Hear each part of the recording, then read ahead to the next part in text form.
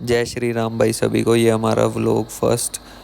उठते सार भाई हमने धोया अपना मुंह, उसके बाद हमने करे ब्रुश। ब्रुश करते करते भाई हमने मारा बालों में हाथ, और बालों में हाथ मारने के बाद भाई हम दोनों को लेके चले गए थे घुमाने।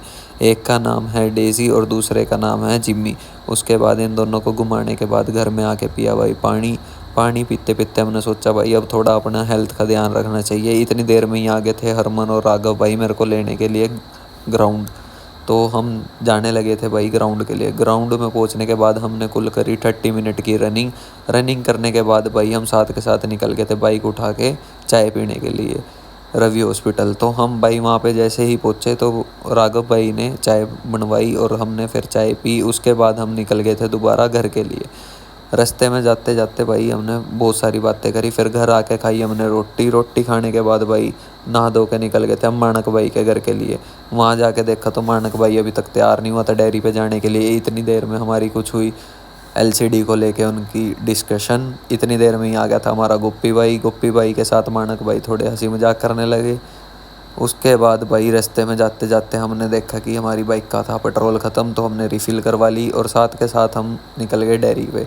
तो रास्ते में जाते जाते हो गई थी बारिश। बारिश में कहने लगा गुप्पी भाई मैं शूट करूँगा।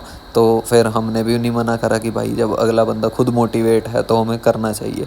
तो हम जाके पहुँचे डेयरी पे। इतने में ही ये देखा तो ये भाई रेडी लेके घूम रहा था इधर उधर। साथ के साथ इनने दो ही बाइक। इतने में भाई हमने करी तूड़ी इकट्ठी।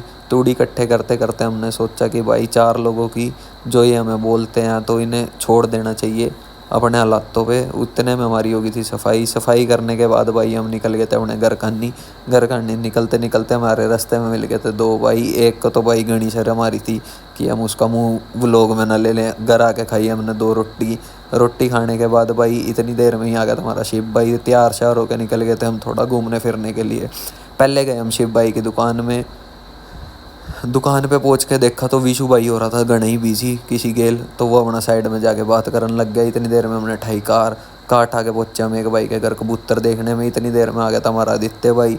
आदित्य भाई को लेके जाने के बाद हम निकल गए थे थोड़ा गेड़ी शेड़ी मारने के लिए।